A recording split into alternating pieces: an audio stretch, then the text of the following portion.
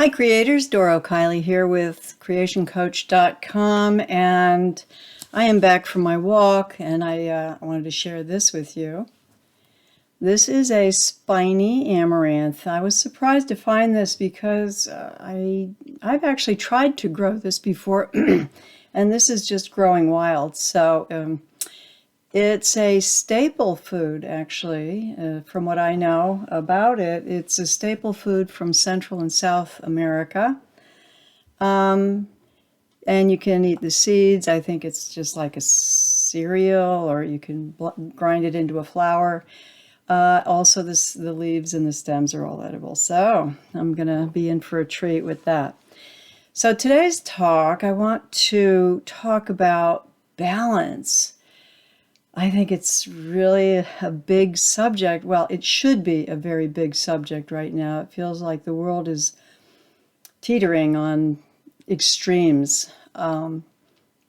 Yesterday, no, it wasn't yesterday. Actually, I didn't even do a video yesterday because we lost our power up here in the mountains. The trees fall on the lines, and fortunately we have a generator, which we eventually had to get going. But yeah, that kind of dampened my day for video making.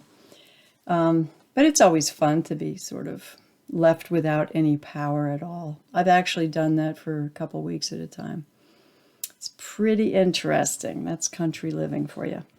So yeah, today I want to talk a little bit about balance, because the extremism that's going on, the fear, you name every issue has just gone to the extreme, in my humble opinion. Where is the balance? What is the balance? So my understanding of balance is kind of I'll say, an Eastern approach. It's a place where it's not too much this and too much that. It's right in the middle. Okay, that's Goldilocks for you. But what does that feel like? In my understanding is that this is what would be called Dharma. That's Dharma, D-H-A-R-M-A, as opposed to karma. Karma is where you're going off the rails and creating, setting yourself up for a swing back. For every action, there's a reaction. Dharma is walking that very fine line of peace and tranquility, where there's not much swinging to and fro. Karma energies going back and forth. Dharma is more of a finding that perfect equilibrium. And you don't know what that feels like until you're just doing every moment. Ram Dass wrote a book, did a movie a long time ago called Becoming Nobody. And it sounds crazy, but that's pretty much the spiritual path in a nutshell. It's becoming nobody and allowing the universe to just work through you, which ends up being the perfect thing to do. Every step of the way, you're moving towards what your instinct is. Human beings are the only animals that can't figure out where our instincts are. I mean, yeah, we got sex and food, but what else? We're all so different. It's not like every sparrow is going to do its own thing. I mean, all the sparrows do the same thing, or any animal, or any tree, or anything. We are the only living thing, as far as I know, that is kind of a breakaway renegade species. We do what we do, and nothing can make sense. And so finding our Dharma is, I think, brings us as close as possible to our natural state of living. So I'm going to put up here a picture. First, I'll put this one up. Now, this one is something I've shared a couple times already, where the emotional centers of our experience can be all the way down into the darkness and the fear and compression and all, and then all the way up to higher states of being. So let me switch over with that image over to this one. And here you can see how it's related to the energies of our body, the chakra system. If you are familiar with it, I'm sure most of you have seen it. And each energy of each chakra has its two sides. There's the opposites, depending on if you're in alignment or out of alignment with any of these. So you can see how way down on the bottom we've got the survival, which is built into our physical structure, which actually just helps us to continue living. That the opposite side of it's not an opposite, it's the other side of it, which works together with it, is fear. Then you have pleasure and guilt, and that gets into the sexuality and hoarding. If you're any addiction can fall in there. And then as you go up, you've got willpower and shame and love and greed, all the way up to basically enlightenment. So where's the balance? I believe, and this is personal. Everybody can have their own way of viewing this, and I want to underscore that anything I share here is really just me saying it, and if it resonates for you, fine. But so I like to think in terms of chakras and sort of even astrological influences, and I've studied a lot of Buddhism and Eastern philosophies. I've been an explorer my whole life, looking for answers to stuff. And I have found that this chakra system is easy to integrate into my way of perceiving the world, going from one to another. So on one end of the spectrum is the fear, the terror, the nightmares, the hell, and up on the top you are liberated, free, and enlightened. Okay. At that point, you don't care about living at all. You're just merged with the universe and become stardust again. So where's the balance? I would say the balance is in the heart, and it's pretty centrally located here. And I think for me, that's kind of not where I try to go, but when I meditate, that's where I go. I can go up or down either way, but this is what I aim for. That's where my intention goes, and then I just drop it and try to get guided in there through the silence.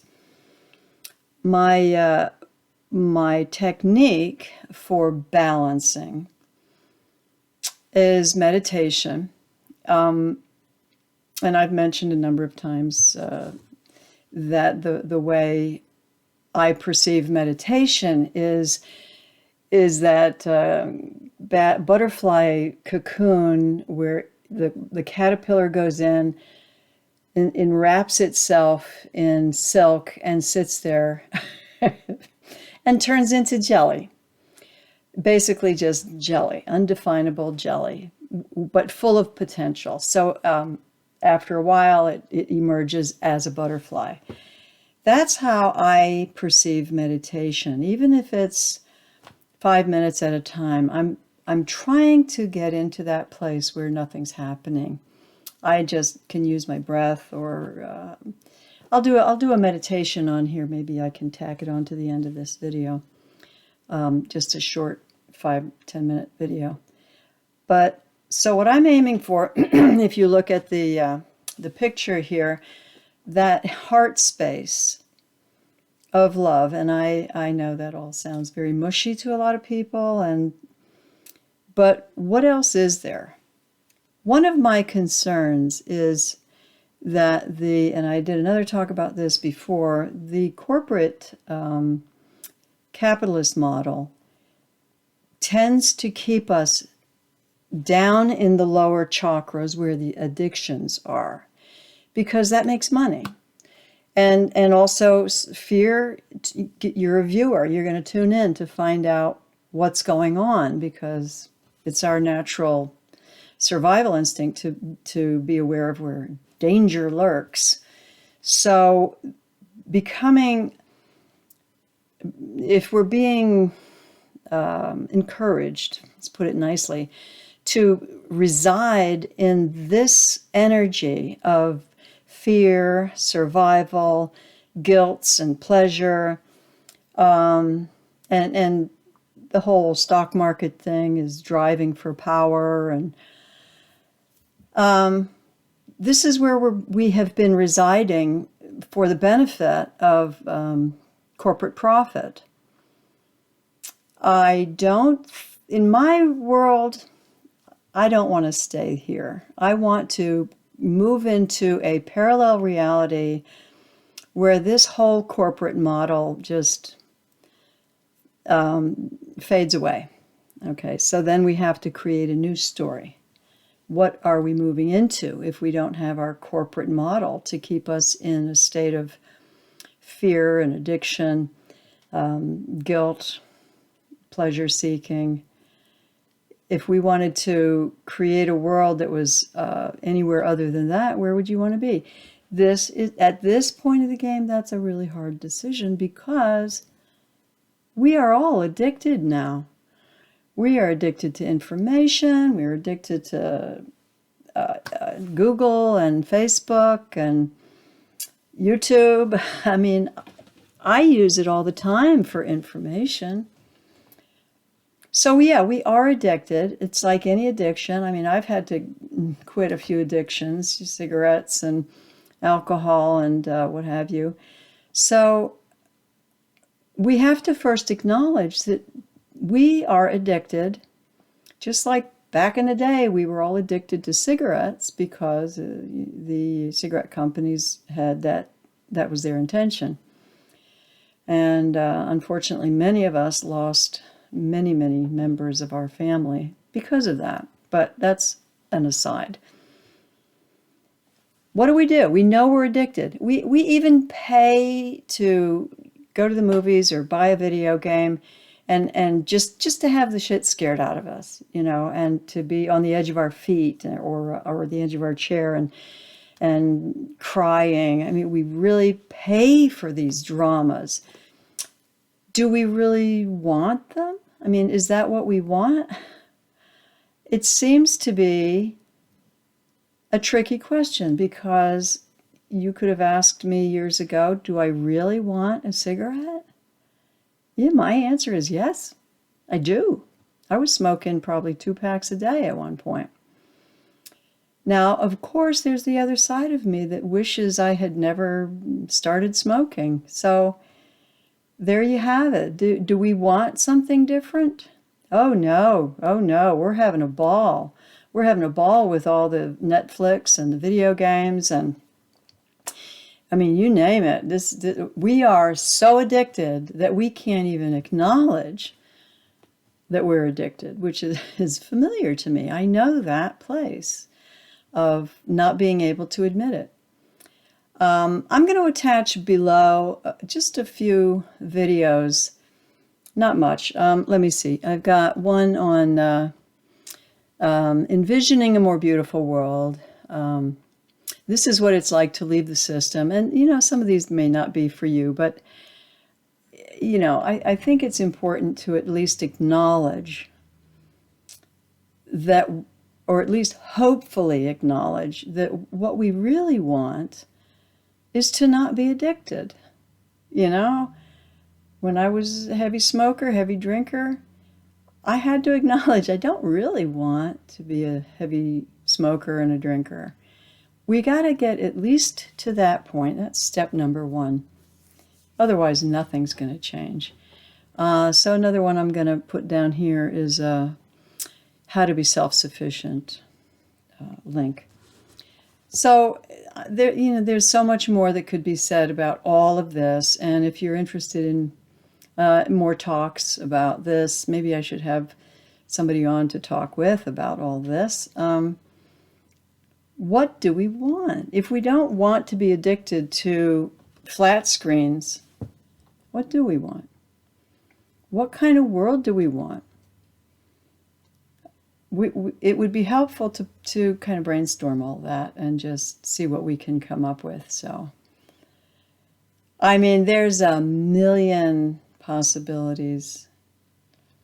We don't need to try to fit into a puzzle. We just need to find out how we want to feel and then take it from there. First things first. First things first is stay creative. Hi creators, it's Doro Kiley with CreationCoach.com, and I'm on a mission to improve this world through you. If you get anything through these videos, please give us a thumbs up and subscribe, and we'll see you on the next one. Stay creative.